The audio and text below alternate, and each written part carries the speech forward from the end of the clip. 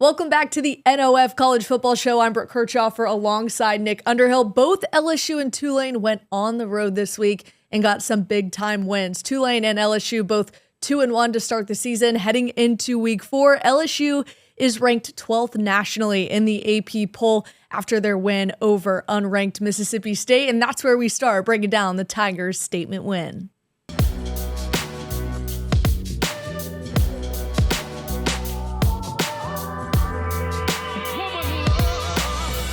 Are you ready to experience the magic of Mardi Gras in a whole new way? Welcome to UniqueNOLAthrows.com, where they're reimagining the Mardi Gras throw tradition. At UniqueNOLAthrows.com, they offer distinctive throws that serve not just as festive accessories, but as keepsakes to cherish beyond the Mardi Gras season. Their products are carefully curated to capture the Mardi Gras spirit in every detail, from light-up headbands that illuminate the night to vibrant scrunchies that add a pop of color to any ensemble. They're committed to keeping their throws affordable, making it easier for everyone to hold a piece of Mardi Gras magic in their hands. Because they believe that every throw counts, they want everyone to experience the joy of giving and receiving a unique and thoughtful throw. They invite you to join them in creating a new narrative for Mardi Gras. UniqueNOLAthrows.com is a platform for everyone to express their love for Mardi Gras in a thoughtful manner.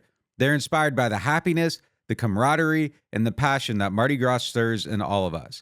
Visit UniqueNOLAthrows today to explore their fresh collection and find the perfect keepsakes for your next throw. What could be more thrilling than adding to the carnival atmosphere with items that will be cherished long after the parade?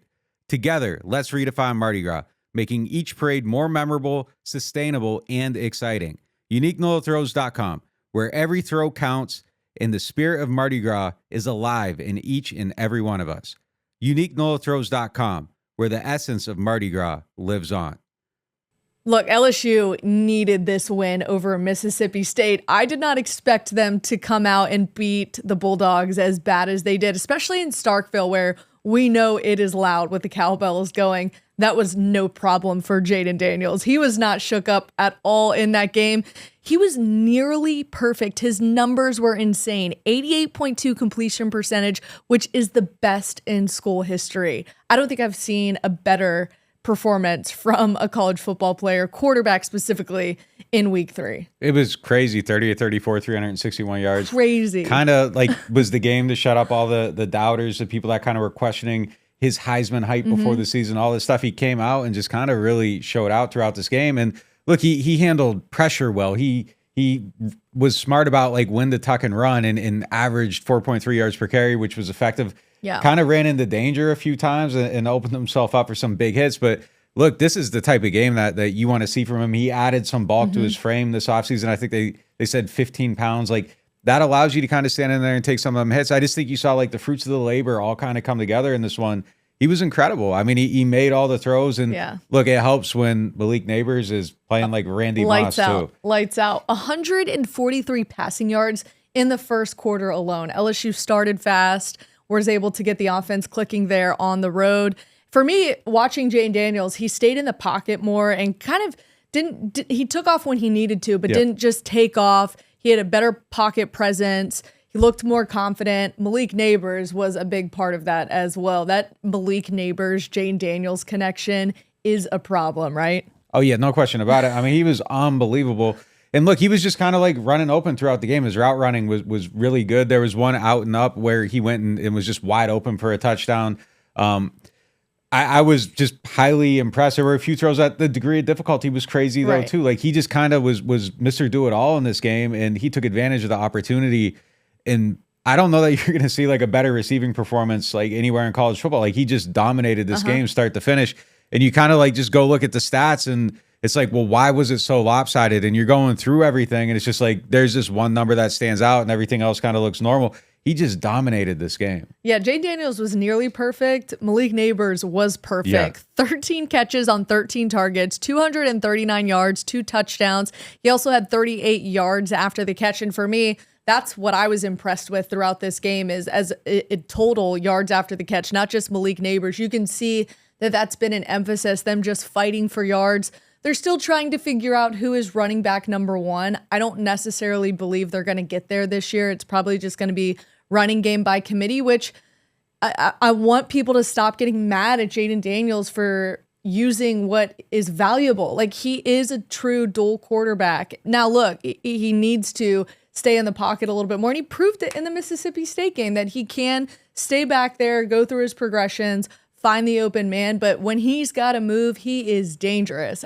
How he hasn't gotten injured, though, that one play where he went and jumped up and not smart. Just got absolutely. How do you stay healthy throughout these games is amazing to me, especially he's on the older side of quarterbacks right now. But to me, he just put himself back in the Heisman candidacy and conversation because let's be honest, after that Florida State loss, people were ready to just forget LSU. Oh, yeah. And it's the recency bias in college football. It's amazing to me just how each week it's like, oh, they're terrible. Oh, they're great. Oh, they're terrible. Oh, they're going to win the national championship. Look, LSU's going to be a good football team this year. They lost to a really good Florida State team. Brian Kelly, the coaching staff, the players owned up to it, said, we just didn't play our brand of football. We weren't as good as we thought we were. The fact that they got it corrected by week 3 to me is what's really impressive. Yeah, I think people forget how good Florida State is too. Like they're proving it, and that's the thing with college football. You can start bad if you finish strong, and none of it really matters. So I think LSU's still alive and everything. You don't want to hype everything up too much, but losing early on is where you want to lose. As long as you're winning at the end of the season, it's fine. But you're right though, like. He's got to be a little bit smarter about protecting himself. There's a thing, I guess, with Louisiana college quarterbacks where they run into danger. Michael Pratt is doing, he does the same thing, opens himself up to these unnecessary hits. But people are always going to be pissed off when, like, you don't play quarterback like it's 1983 anymore. So there's always going to be critics for that. I don't subscribe to it. Look, I think you got to win with what you got. You got to be modern. And he's a modern quarterback. So, I thought he played really, really good in this game. The defense was awesome too. Like there wasn't necessarily like a ton of turnovers or like standout things, but like 3 of 13 on third down, just kind of suffocating overall. Never really let Mississippi State get going. A complete performance. I mean, there's just really nothing to criticize in this game. Like they handled their business across the board. Look, when you hold an offense, so LSU's defense held Mississippi State to 19 offensive yards in the first quarter. Insane. A lot of that too, though, is because LSU held the ball they won the time of possession battle, which is huge in college football. We've seen that time and time again, especially with LSU, that it usually can come down to that. Like if you're holding on to the ball, the other team can't score. And LSU has been really, back in 2019, if you go and look at those numbers, they were really good at winning the time of possession battle. But we're going to be breaking it all down with T-Bob coming up here shortly. And that's where we go to next as LSU beats Mississippi State 41-14, a dominant win. All right, in 3, 2. For more on LSU's win over Mississippi State, we bring in T-Bob Hebert now from ESPN Radio in Baton Rouge, and check out his Snaps podcast. You can Google that and find it on Volume Sports. T-Bob, before we get to the insane Jaden Daniels, Malik Neighbors game, as a former offensive lineman yourself, can we show some love for this LSU offensive line seemingly figuring it out against Mississippi State on the road? So, yeah, I mean, look, that was what we thought when we talked last week was going to be the story of the game going into it, right? The reason why I think that I felt so confidently was because on film, the defensive line of Mississippi State didn't appear threatening at all. And I think LSU has a greater line. Like when we talk about the Florida State game and I say things like that was more about Florida State being good than LSU being bad, what I'm referencing there is specifically when it comes to, or I would say this, I think maybe some of the groups that got most dinged by that game, it's like people seem to have, for a little bit at least, maybe lost some belief in that offensive line. Again, Florida State has an elite defensive line. Like Jared Verse the headliner, but interior, but both edges, like they are good all the way across. You're not going to run into another defensive line of that caliber. I mean, maybe unless you would make like an SEC championship or a major bowl game. So, this LSU offensive line, they did well. Like the LSU line did pretty well against that very good Florida State line. So it's to say that I think it kind of, we kind of lost the thread on how good this LSU offensive line really is because they were really good coming into the year. They're even better now. They have a third great tackle in the freshman Zalance Hurd emerging. I don't think he's ready to start yet, but make no mistake, why LSU won this game so in such a dominating fashion was they won both lines of scrimmage. Now, I again and completely flummoxed by the decision that Zach Arnett made to take this Mississippi State offense and make it so pro style, which is more talent dependent. And, just having overwhelming talent's never going to be your strength at Mississippi State. So like on that side of the ball, very questionable decisions. But no, this was a game ultimately decided in the trenches, and LSU will have a major advantage in that regard against pretty much everybody they go up against this year. Give me the one-word description of Malik Neighbors' performance. Explosive, right? Yeah. I think that was it's kind of funny, man. What was the one thing that LSU fans wanted to see Jaden Daniels' this offense do more of coming in this year? Explosive plays. Last year, there were times where he was very effective. There were times where he struggled, but in both, it was never explosive. And granted, the Grambling game is against a much lesser opponent. But now you have 2 games in a row where you just haven't been somewhat explosive. In fact, like there's a lot of advanced analytics. There's no point in, I can't remember exactly off the top of my head, but basically Jaden Daniels right now, according to PFF and a lot of metrics, is like the most explosive thrower in the entire country. Now, again, I think that is a bit trumped up because of a Grambling game where it's not going to be that easy every week. But then again, you carried forward a lot of that success into the Mississippi State game. And when you look this weekend against Arkansas, here you have a team in Arkansas that 50% of the time this year has run single high man coverage. Maybe they come out and do something completely differently against LSU because that would seem like a death sentence. But that kind of feels like once again this weekend, there will be shots to take.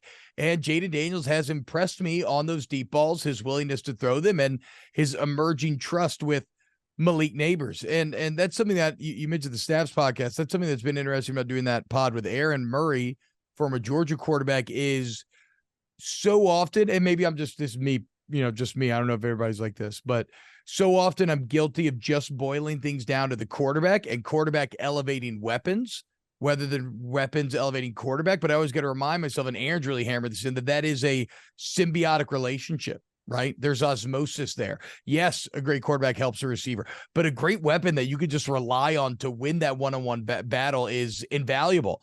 And right now, if you're going to give me Malik Neighbors one-on-one on the outside with only a single deep middle safety, like I know exactly where I'm going with that ball when it hits my back foot. And so does Jaden Daniels. And you saw it last game. So when you make those explosive plays, all of a sudden, how do you defend LSU? Because when they tried to attack him with numbers last week, he was excellent. When they tried to rush 3, drop 8, he was excellent. He's still got the dynamism with his legs.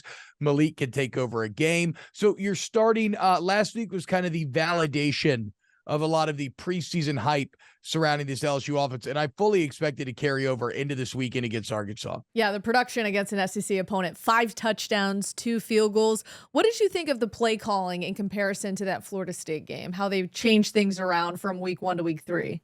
Again, play calling was better. I don't think it was drastically different, though. I think that's another one of those that's another function of Florida State being really good, where it made the play calling feel worse. And if you look at Florida State's offense, I do think that's a more advanced spread than what LSU runs under Mike Denbrock. Like that's kind of how Norvell's made his entire career, right? So it's one of those things where, okay, like if you are standing, it's kind of a crass way to handle this metaphor, but if I am standing next to someone who is like extremely good looking, I'm going to look less than. But if I'm standing next to someone who is extremely ugly, I'm going to look better, right? And so it's a bit of what you have here where, yeah, maybe in a game against Florida State, like you don't look quite as good. But in these other games where you're controlling the line of scrimmage and you're not having to win as much on the schematic front and you can be a bit more base, like the play calling is going to feel better and it's going to work better. I don't know, man. You look pretty dashing every Tuesday morning when I come on off the bench. I don't know. It makes I feel like I got to get up earlier and get ready. So I don't. Maybe I'm the ugly guy there. I don't know. Look, it's kind of hurts my feelings a little bit right now. I mean, look, it's hard to outshine my milky thighs. Yeah, it's true. When I decide to show those things. So there's you get the boy shorts on, you prop up on the seat. It's rattling. It's hard for me to keep my attention. Sometimes I gotta look at Jake, man. Like I just gotta avert my eyes.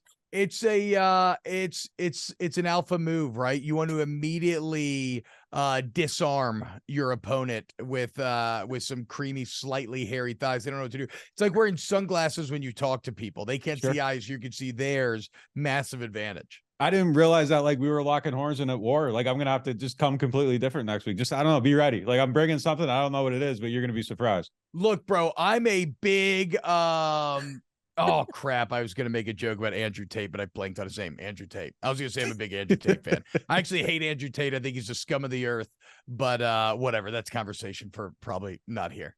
All right, back on track though. Just looking at this, looking at this run game, just kind of where do you think LSU run game is at? Do you think do they need like a lot of non Jaden Daniels contributions, or you think they're kind of okay where they're at and they can operate like as is a little bit?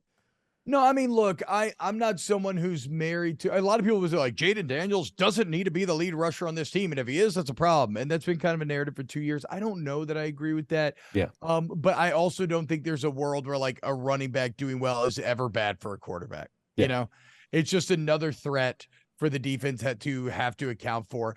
The thing is, LSU just doesn't have a very creative rushing attack. Like they don't run a lot of gap scheme stuff, not a lot of power, not a lot of counter. It's just kind of a lot of zone read. And granted, you have an offensive line that majority of the weeks will be able to do that. And you've had emergence of Logan Diggs, who kind of as your RB1. And I think he's looking pretty exciting. The freshman Caleb Jackson has some real juice in terms of just like pure playmaking potential. He probably actually had the biggest hit of the year thus far when he takes an outside zone, stiff arms, gets to second level, and just demolishes the safety. I mean, sent that boy back to first grade. It was wild. So you're starting to see some juice there. And again, that always helps. But no, ultimately, and you could really feel this last game. Ultimately, Jaden Daniels remains the maestro. Like last game, to me, it felt like watching the conductor of a great symphony where everything was kind of flowing through him and he was having effects and kind of pushing and pulling here and having effects all over the field. So I love the emergence of Diggs and Jackson, and they obviously want to get Emory going. They tried a little bit last game. Josh Williams remains your stalwart vet that you can rely on when you need him. So running back room getting better is good, but I don't think it's make or break necessarily either way. T-Bob, we're going to get into the defense and, of course, Mason Smith conversation. But real quick, what do you know about the Greg Brooks Jr. emergency absence, and what does this mean for the defense now moving forward? I only know what the family has put out there publicly. Just a devastating story. Vertigo during camp. Had it again, I guess, last week. MRI reveals a large brain tumor, has emergency brain surgery to remove the tumor. Waiting on results right now to know if it's malignant or benign. Brian Kelly was talking about how, Greg Brooks, before he goes in, was like talking about like, just tell the boys to go get the win and I'll be back this year. And I don't know about any of that. Like, I don't know. Right. We'll have to let the medical situation play out. What I do know is, like I said, it's a devastating story. It's everybody's biggest fear, where you have something that feels weird. You're like, it's probably nothing. Then it ends up being not just nothing, it ends up being something, awful and potentially horrible. And so again, I think it's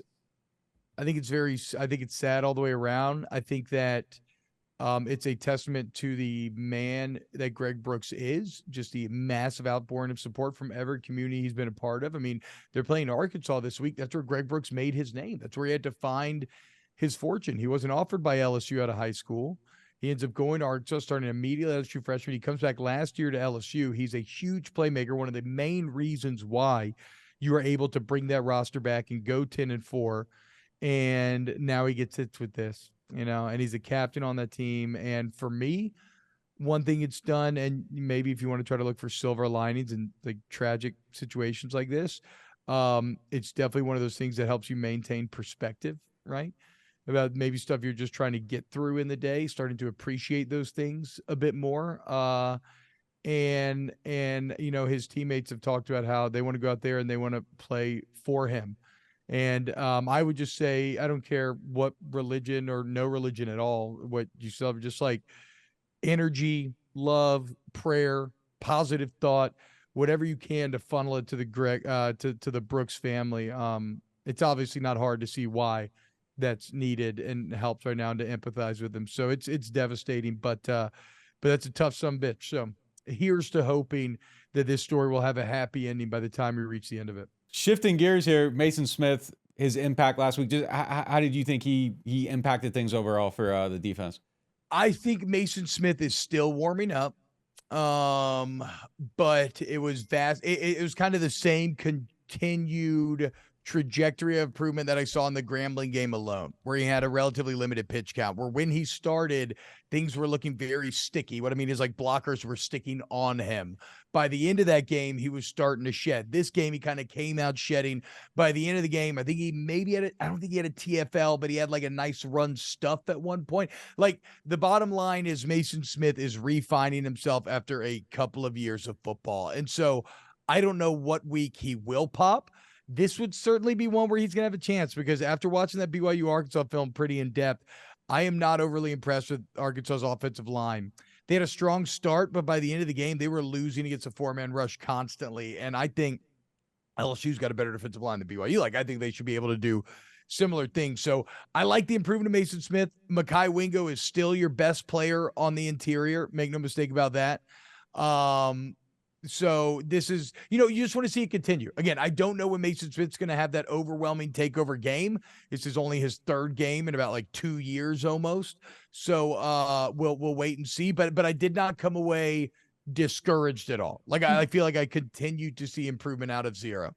Is the defense where it needs to be ahead of the Arkansas game too? And I kind of feel like I need to ask you this because we know how this LSU fan base is, and they were ready to fire Brian Kelly after week 1. And it's just the recency bias in college football. Like, oh, we're going to win it all again. Like, oh, we're back. Like, Brian Kelly's great. It's so funny to see from week 1 to week 3, but beginning with, do you think the defense is where it needs to be? And also where's the fan base at on BK?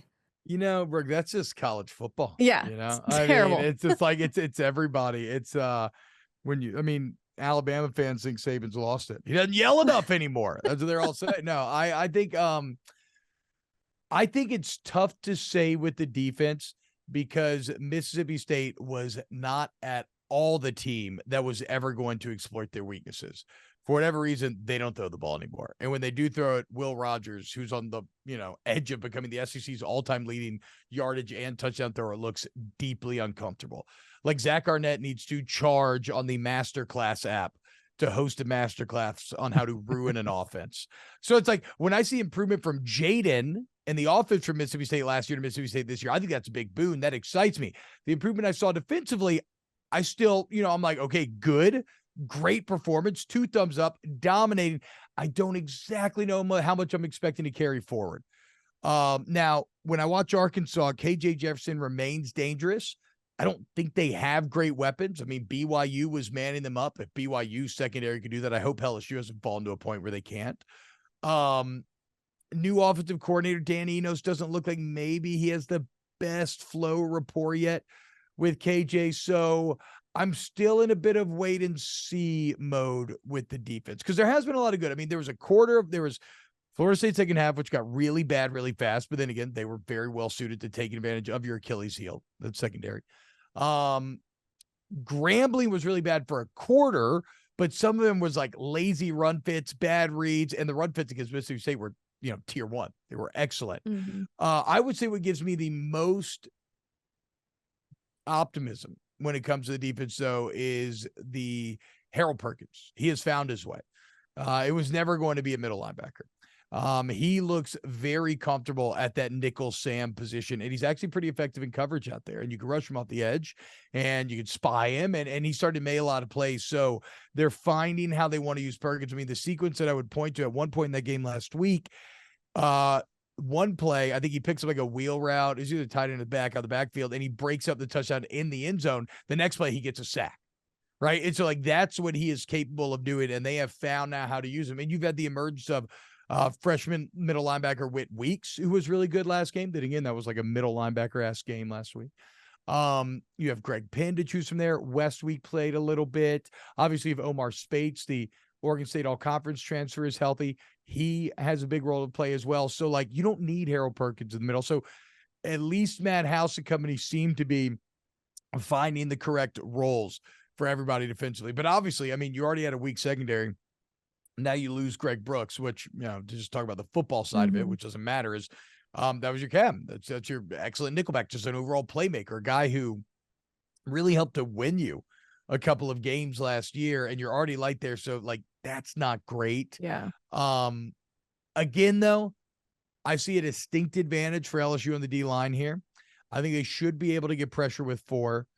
And I'm not overly threatened by Arkansas's weapons on the outside. So LSU's defense may not still be the best, but I don't think this is a particularly good matchup. Excuse me, it's a good matchup for LSU's defense. I don't think Arkansas is very well placed to exploit those weaknesses either. Hey man, I need a T-Bob 53 jersey. How many you got laying around? I see 2 back there. How many variations do you have around the house? The double jersey, not exactly the best. I think I gave one to my little brother. I may have a purple one. You got to put a purple one up, yeah. That's what I should do. Break it up a little bit. What is that? One of these is Chick-fil-A and one's the national championship. There you go. Hey, they got the Lord's Lemonade there at Chick-fil-A too. So check them out. Trips location out on the West Bank. Hey, we appreciate you coming through, man. Every week, T-Bob, breaking down LSU with us. And have you had that new? I'm sorry to interrupt. Have you had that new? And I'm not trying to plug anybody for free, but have you had the new Chick-fil-A honey pimento sandwich? Whoa, I have not, but the look on your face tells me I need to go today. Bruh, that shit is fire. And I don't even really mess with pimento like that. Is coming up this afternoon. Yeah, I don't Thanks, even really T-Bob. mess with pimento like that. And it is, I'll be interested to see y'all's review. Oh, and I need one more shameless plug here. Yeah. Before we go. So you mentioned snaps. You should definitely check that out. YouTube.com/@volume snaps. Check it out. And then also on Monday on the Stadium, I'm starting an SEC show every afternoon. Oh, let's go. With AJ McCarron. Oh, so I'm just a little SEC hooer, just riding all the SEC legends. Got Jake into Murray, into McCarron. But yeah, be on the lookout for that. That's going to be a ton of fun as well. You need a couple more jobs, man. I don't think you're doing enough. A lot. Hey, man, you know what? Busy is good, Yeah. I believe, when it comes to this business. So no I am doubt. very, very happy for sure. All right, man. Appreciate your time. Thank you. Thanks, T-Bob. Hell yeah, Nick, Brooke, y'all have a great time and keep up the great work on the site because I love it and I go there every day. Switching gears to Tulane now, they also get a road win. This one over Southern Miss, 21-3. This was a get-back game after Tulane lost to Southern Miss at home last year. Of course, they went on to have a magical season, going on to win the conference championship, win the Cotton Bowl. Can Tulane turn it around and do that again this year? We will see. The conference is a little bit different. I would like to say maybe a little bit of a weaker schedule the rest of the way than they saw last year, as Cincinnati and Houston have both moved out of the conference now. But it's wide open for Tulane. And the biggest thing they proved is that they can win without Michael Pratt with Kai Horton at quarterback. Yeah, look, and these receivers played really well in this game. All 3 of them, Brazel, Jaquan, Keys, like they all just made plays across the board. And I think that was kind of the difference in the game. Like Jaquan's touchdown, like nothing, like something out of nothing, like by definite, like it's just a screen pass. It looks like it's going to get just collapsed, and he dances around a few guys, gets up the sideline. I think you see like the punt returning skills like on display there. Just get him the ball in space. He's going to make stuff happen. And that was kind of the story of the game for me. And then the defensive line, like they showed out again across the board. Jenkins is the best player on this team, I think, by far. 5 pressures in this game. But yeah, I like the performance. It was kind of, they fight and claw to the win a little bit. 21-3 is kind of weird saying that, but like it took a little bit to get going. But then once they got going, like they were, just had control of the game, I think. Yeah, their defense kept them in it. This is an offensive stat. They held Southern Miss to 24 yards on the ground the entire game. I don't care who you're playing. That is so hard to do. And if their defense can keep that up, I mean, truly, they're going to be a problem for the rest of the team. Southern Miss has a good program, and as we know, their head coach used to be the offensive coordinator here in go to the 2.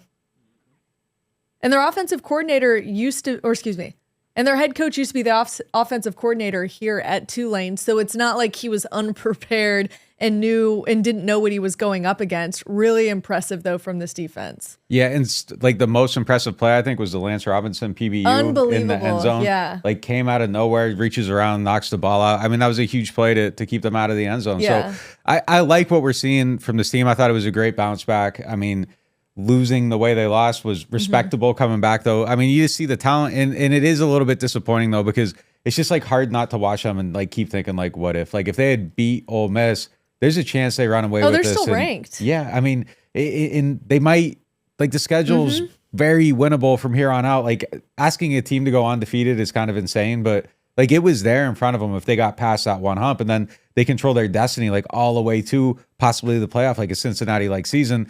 Look, I think they're going to be great at the end of the year. They'll probably be in bowl contention, have another good game, but it's hard not to be like in that little what if zone. But a great game for them, a great bounce back, and I thought they played really well on both sides of the ball. You mentioned Chris Brazell. I mean, they're still unlocking talent on the offense. I want to know who this freshman is. Could he be a problem in conference play? We know that number one, just his size stands out alone, but if he can get a connection going when Pratt eventually comes back, which I don't think is going to be this week with them taking on Nichols, we'll see what happens there. I don't think you have to rush Pratt back this week, and you've already proved that you can win with Kai Horton. And even Kai Horton took some steps too. He looked more comfortable, finding guys in the middle of the field, staying in the pocket more, getting rid of the ball faster, which to me, like, those are some of the things that just come with experience. He's a young quarterback.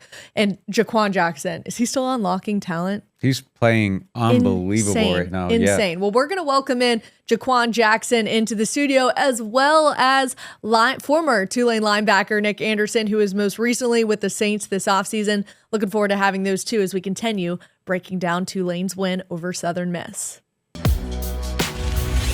We welcome Tulane wide receiver Jha'Quan Jackson back to the Turo Hospital studio, and for the first time, former Tulane linebacker Nick Anderson, most recently with the Saints this offseason. Nick, thanks for being here. Thank y'all for having me. All right, let's get right into it. Tulane proves that they can get the win with Kai Horton at quarterback and Michael Pratt out. Did we learn anything about Kai Horton, maybe anything different? It looked like it just took reps for him to get going with an inexperienced quarterback. He's got to just be in the game. It seemed like he had a quicker release, was more confident. Is that what you saw in the game? Oh yeah, most definitely. I made sure to take him under my wing and just before the game and said, man, no matter what, if it's positive or negative, just stay confident, because I think he got a little bit away from being confident the Ole Miss game, and just me being in his ear, I think it just gave him more confidence. And then the second week being behind the O-line and understanding what guys can and cannot do, and him just being back there, just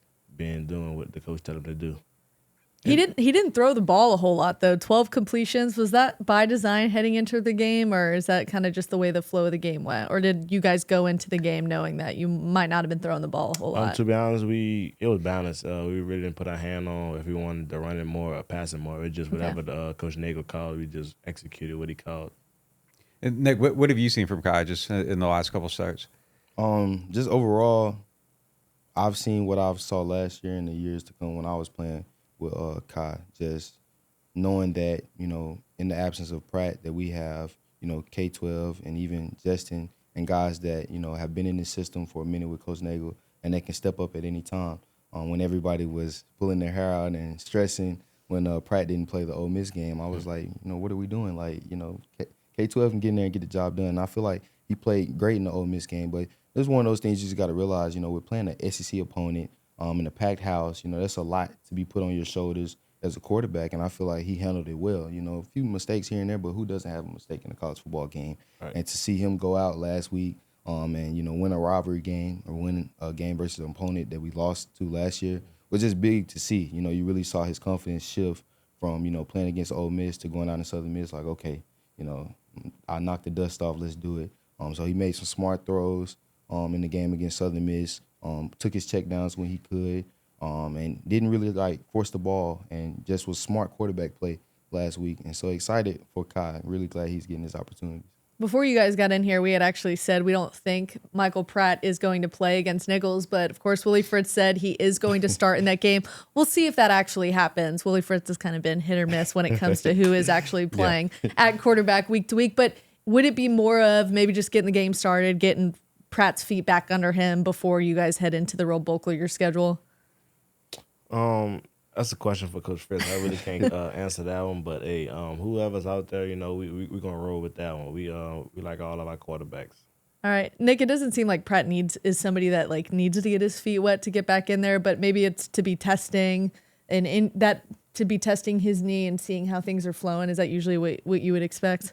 Most definitely. One thing that I used to mess with Pratt about get up on his skin. I used to be like, man, you're so fragile.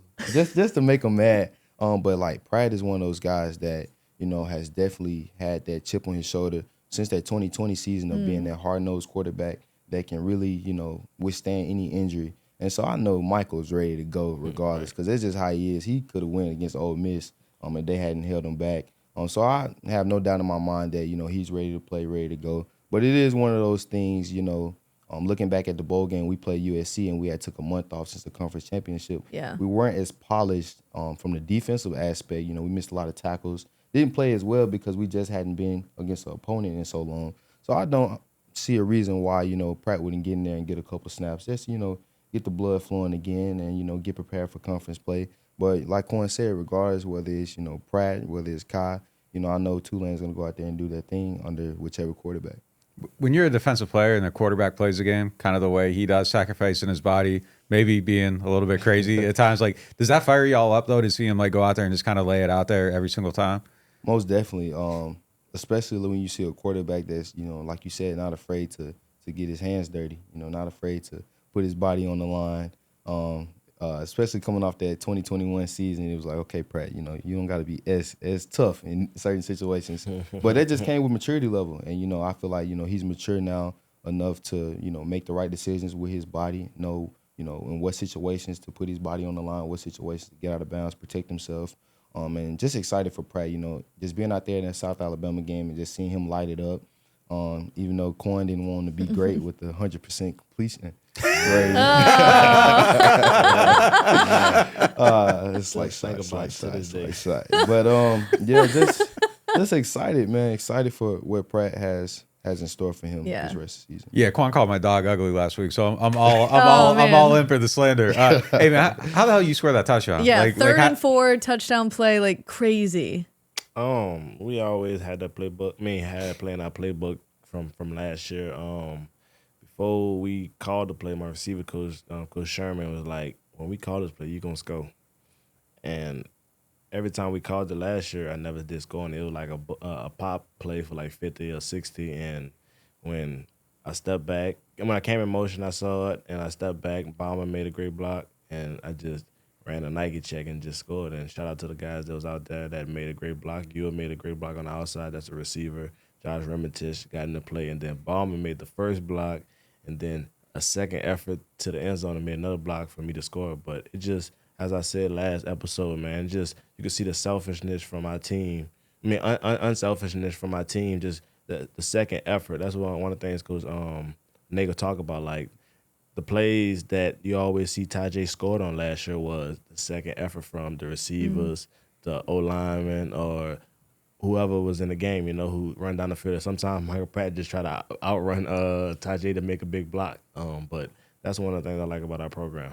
Is part of that patience though too, like just in your vision? Like are you kind of, waiting for those guys to get out there and make them blocks? Obviously, like you're staying in bounds and, doing what you need to do, but all depends on what kind of defense we're playing against. If it's a defense that that's blitzing a lot, you can go fast, but a defense that's not blitzing a lot, you could just be patient because you gotta have the pullers to come out, but it's always inside out and just do what you got to do on the outside. The main thing is about just getting 5, however much for the first down. So if I score, you score, But I like that call. It's like a punt return to me. Just hit the hole and just hit the outside. Let's talk about this red zone defense, Nick. Come on. You talk about the big play there. Lance Robinson with the PBU in the end zone. How good is this defense? And with Lance Robinson, how good can he be? Can he be maybe one of the elites in the college football game? Most definitely. Lance is one of those players that, has had a chip on his shoulder since he stepped in the building with Tulane and just elevated each and every time. It was good to see the first game he had that C on his chest because it just shows the level of maturity that he's developed, just being in the building. And just so proud of Lance and his development. He's a player that's going to go out there and get his nose dirty, which is rare that you see a corner be able to be physical in the run game. Something that, he's textbook in the coverage game. I talked a little trash to him, though, because I told him, I say, man, what happened to the pick streak, man? You supposed to pick the ball off. That would have been 3 for 3. Yeah. 3 for 3. And that's one of the things that's different, too, being able to actually watch the games. You get to, talk trash to a little bit of the guys and say, okay, on this play, man, you messed up. Like, we need better from that.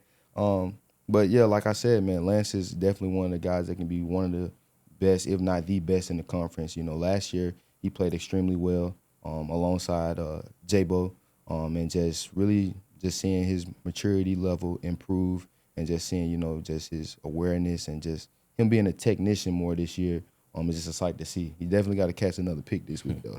He need to catch 2 so he can catch up. Yeah, and just kind of sticking with the defense, what have you seen from the run defense this year? They were incredible this week. Just what do you think the key to success has been so far? Just overall the trenches, and not even the trenches, but the entire box has played elite. I know a lot of questions going into the season was, how are the linebackers going to play with me and Dorian being gone? But me and Dorian was like, okay, did you guys not see the Kansas State game when me and him went down for the third quarter and Jesus and Corey got in and handled business, didn't miss a beat? Those guys have always been the guys that, got in and, did their due diligence on defense and really carried their load. And also with the addition of Tyler Grubbs, somebody who was at Louisiana Tech and as a freshman led the country almost in tackles, and was a freshman All-American. And so to see them make those additions in the offseason, I knew the linebacker room was going to be great. And then also, let's not forget about Jared Small, which was a LSU transfer, a guy that's a little bit undersized. I got a passion for guys that's undersized, and to just see him get in the game versus Ole Miss, get a couple TFLs, and to see those guys flow, especially with Corey being out, just showed me that the defense is in good hand, especially under Coach Wood, who has a different play style than Coach Hemp. He's a little bit more aggressive, but it's been working out in Tulane's favor. I mean, they've been stoning the run game. I think they have way more sacks than we had last year at this time of the year, but we played a little bit different defense. But just seeing that those guys get after it, and then up front, you got veterans like Pat Jenkins, Darius Hodges, you got Adonis Freelo back, which was big to see him last week go out and, get those reps. Happy for him. I wish I would have had him last year. It just would have been a lot more easier because, a lot of people don't realize how good Adonis really is. He came in as a young guy and was really getting production until he had the knee injury last year going into the season. And so see guys like, Eric Hicks up front, making plays, getting pressure, Devin Deal on the outside being a guy that, was a young player last year but getting his development. And even when Devin went out last week with the targeting, Michael Lunds got in and didn't miss a beat. And so that's one of the things that, I'm really proud to see with this Tulane defense is just, the younger guys from last year and the year before really stepping up and being those veteran guys on that defense. And that's been a testament to, them being so good this year and just looking to see that elevate week by week. Yeah, the defense has been solid. Seems like the offense is still figuring out some things with a couple of key pieces, specifically the freshman Chris Brazel, who could be a problem for you guys once he kind of figures things out. Obviously, when you're switching quarterbacks, it's hard, I'm sure, for a freshman wide receiver to really get his feet under him and especially understanding the game plan. But 2 touchdowns, I mean, how good can he be once you guys get to conference play? Oh, man, he's an amazing guy. Last year he went out with a hand injury, and it was supposed to be a big year from him last year. But just like Nick just said about Lance, like he matured more. Me and Keys took him under our wing to explain what we pushed him hard all summer and made him uncomfortable in a situation where we knew he wasn't gonna be comfortable. So he took a big step, and his dad played in the league too. So I know his dad hard on him. Coach Fritz always hard on him. Coach Sherman, Coach Nagel, because we know he could be a great player. But he understands the offense and where to be and how to get open and when to get open. And it's gonna be a fun year for him to see how he excel all year. Do you feel like you're still unlocking parts of your games? Because I feel like each week we're watching a new highlight and breaking it down, and it's like, is this the same Jaquan? I battled a lot of injuries in college. Some freshman year I played, then my sophomore year torn labrum, and after the sophomore year I had an MCL, 2021, and last year probably was the first year I was real healthy. And shout out to Coach Hester. Yeah, shout out to Coach Hester. And this year I'm very healthy, and hopefully I can stay healthy. But I just go out there and do what Coach tell me to do, and after that, when I get the ball in my hand, I just do what God gave me, my talent that I could do, like get the ball and just score. Shout out to God. Nick, just kind of big picture, the team did lose a lot of leadership last year. A lot of you guys exited. Just how have you seen the program respond, and do you feel like it's a proper continuation, just post you guys, how people have stepped up and everything? Most definitely. I've just seen guys really take that chip on their shoulder of, listening the whole offseason to people say, okay, what is Tulane going to do now? And a lot of guys took that personally and really challenged themselves to step up and, like you said, just be mature. And that's the biggest thing when you're really looking for leadership on a team is overall maturity. Because, as a leader, it's not about just executing your calls. As a leader, is being that guy that's really not afraid to, do what's right, and knowing that you're being watched by others, and knowing that every situation you got to do what's best for the team and what's best for the program. And that's something that we did a good job of setting an example for last year. Last year was, a sacrificial year for us because everybody was like, we're not going to, focus on, having fun and, all this outside stuff. We're going to focus on winning. So it was moments in the season last year where, guys really just locked in and was like, we're not going to do this, we're not going to do that. This is how we're going to operate week by week in order to win a conference championship. And I feel like that cemented into the program where guys understood and understand the foundation of going and achieving that and winning the conference championship. And, those guys, like I told them when I worked out with them this summer, I said, man, I gave you guys the blueprint. Me, Dorian, Macon, Larry, all of us gave you guys a blueprint. It's on you guys to go out and execute it. And I feel like so far this season, they've been executing and just guys stepping up and stepping into those leadership roles. And it's exciting to see. Kind of a question for both of you. I know you as a current player, it might be hard to answer this question because I know you guys kind of block out the noise, the 1-0 mentality. But do you feel like, but to question to both of you, this team should still be nationally ranked? Look, obviously the loss to Ole Miss hurts. Tulane only received 13 votes this week. But do you think, even though it is a power or a group of 5 school going up against these power 5 schools, that you guys deserve to be in the top 25 right now? I can say it now because, like you said, I'm not on the team. So when Tulane lost to Ole Miss, a lot of people that probably ranked the game didn't really watch the game. Yeah, it was just like, okay, Tulane lost 17 points to Ole Miss, so they deserve a fall. It's closer than it looked. But it was definitely closer than what it looked. I mean, Ole Miss didn't really pull away until late in the fourth, if that. And so to fall out of the rankings, that's a blow. You always want to be, keep that ranking streak going. But at the end of the day, everything that this team wants to accomplish is still on the table. And so that's the biggest thing is just, having that mentality like, okay, do you care about the ranking in week 3 or do you care about the ranking in week 13, 14 after you've won a conference championship and won a New Year's Six Bowl? That's really important thing because like last year, at this time, after we beat Kansas State, everybody was like, why isn't Tulane ranked? And we wasn't ranked at the time, but we go out, we execute, go 1-0 each week, and we finish the season number 9 in the nation. And I feel like, that's just the biggest thing right now, just focusing on the wins, focusing on what you can control, which is going out there every week and winning and being 1-0, and that's going to take care of itself at the end of the day. Going 1-0 for the rest of the year, the ranking is going to be very well at the end of the season. Feel the same way? I feel the same way. Nick said everything. I probably would never said that much like he said, but I'm playing still, so we were trying not to worry about that. Yeah, still got the conference championship in front of you. We got Nichols this week. That's what we worried about. Nichols this week. That's right. Tulane. Yep. Nichols this week. Yeoman Stadium, 6 o'clock. Finally got a night game in Yeoman Stadium. I know you're looking forward to that. It was a little hot against Ole Miss. But before we get out of here, Nick, go ahead and plug this new podcast you got coming up and also your nonprofit. Most definitely. Everybody watching, I want you guys to tune in to Talking, TALKIN, that THAT, yeah, YEA podcast. That's the name on all platforms, hosted by me and Larry, sponsored by Be in the Know. And, just tune in. We're dropping our first episode tomorrow, and it's just overall a podcast where we just get on there and talk that, yeah, man. And so y'all get on there, tune in, check us out. And also I want to plug an oncoming organization that I'm in the development with, which is Faith, FA, number 1, TH, which is just overall going to be a community outreach program, a nonprofit organization. I'm going to do a lot of different things with that, so definitely want to plug those in, and y'all stay tuned. All right, well, thanks, guys. Thanks for being here, and we'll see you next week.